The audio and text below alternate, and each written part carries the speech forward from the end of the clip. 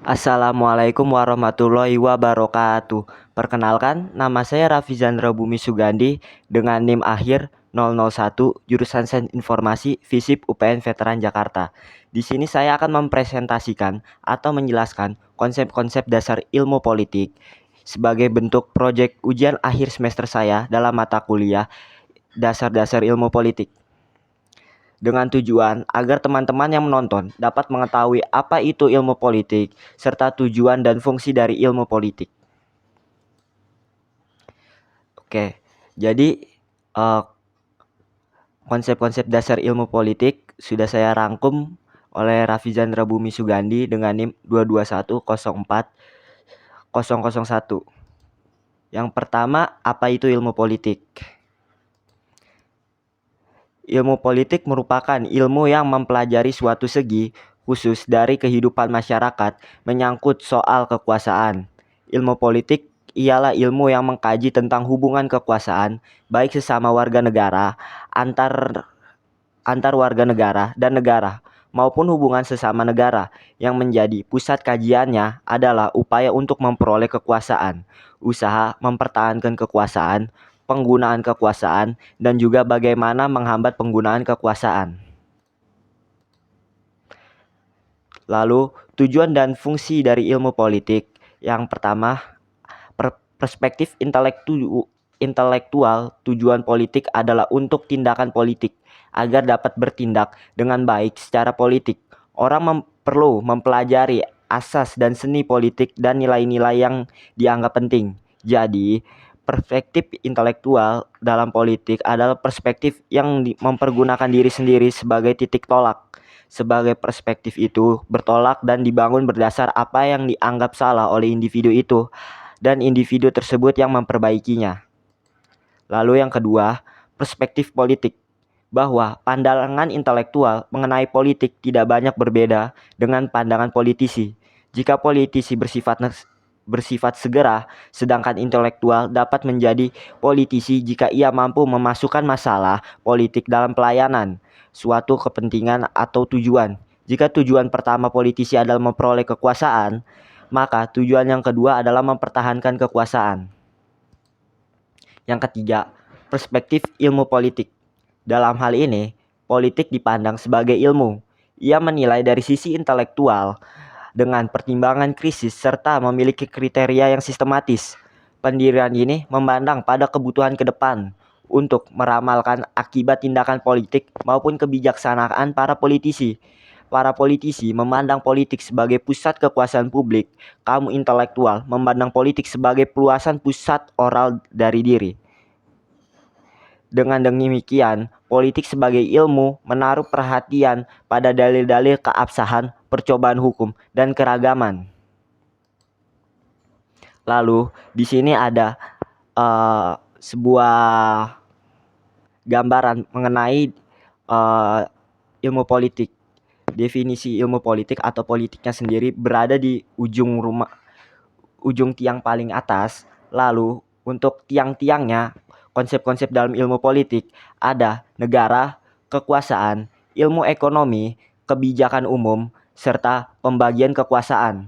Lalu di bawahnya, di tangga-tangga ini ada hubungan ilmu politik dengan ilmu pengetahuan yang lain, yang dimana ilmu pengetahuan lain yang berkaitan dengan ilmu politik antara lain adalah sosiologi, antropologi, ilmu ekonomi, psikologi sosial, geografi, dan ilmu hukum. Itu adalah ilmu-ilmu yang berkaitan dengan ilmu ekonomi, berkaitan dengan ilmu politik. Lalu kita akan membahas dari tiang-tiang dari dalam ilmu politik tadi. Yang pertama itu ada negara.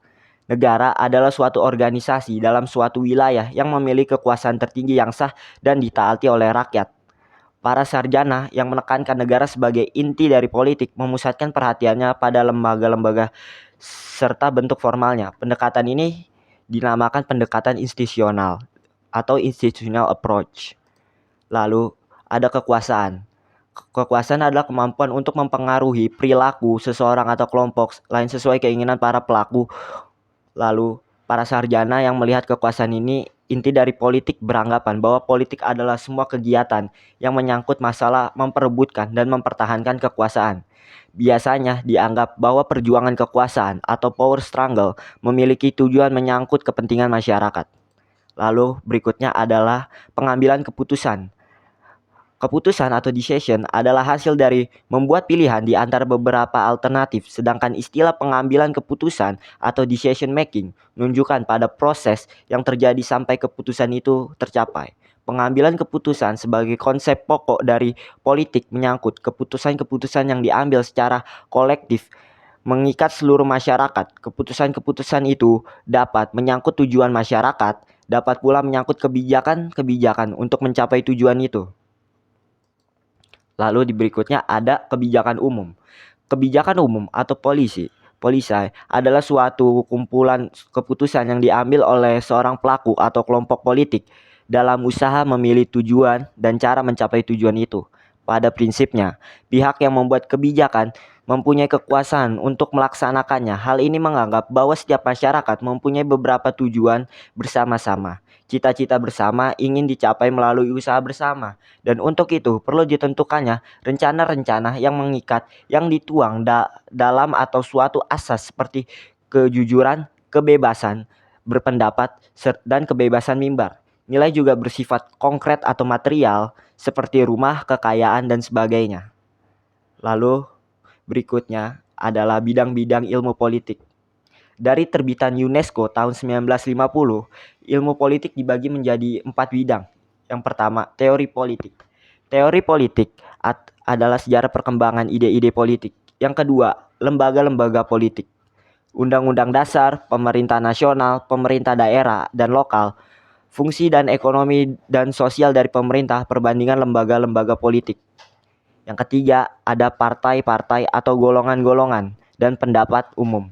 Partai politik atau golongan dan asosiasi partisipasi warga negara dalam pemerintahan dan administrasi dan pendapat umum. Yang keempat, ada hubungan internasional. Hubungan internasional adalah sebuah politik internasional. Lalu ada yang namanya pembagian atau alokasi.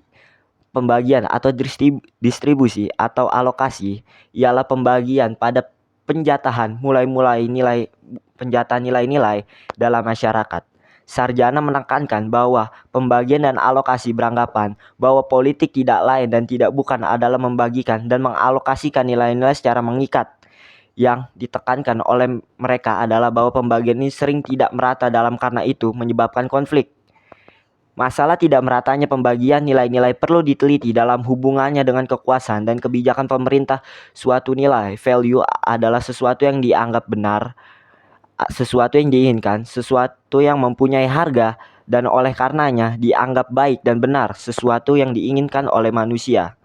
Nilai ini dapat bersifat abstrak seperti penilaian judgement.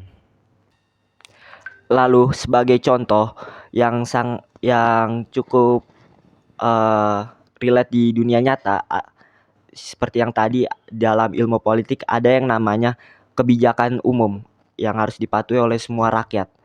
Sebagai contoh adalah kebijakan pajak yang dimana rakyat harus membayar pajak atau memberikan sedikit dari penghasilannya untuk diberikan kepada pemerintah sebagai pemasukan bagi negara yang akan dikelola lagi dan masuk ke APBN negara dan digunakan untuk kepentingan bersama. Contohnya digunakan untuk menjamin kesehatan masyarakat Indonesia seperti BPJS, menjamin pendidikan bagi seluruh rakyat Indonesia, dan seperti menggaji tentara yang lain-lain yang sudah menjaga negara, dan digunakan untuk keperluan dan kepentingan yang bersama lainnya. Mungkin itu saja yang saya bisa presentasikan untuk proyek ujian akhir semester saya dalam mata kuliah dasar-dasar ilmu politik. Kurang lebihnya atau ada salah kata saya mohon maaf. Wassalamualaikum warahmatullahi wabarakatuh. Terima kasih.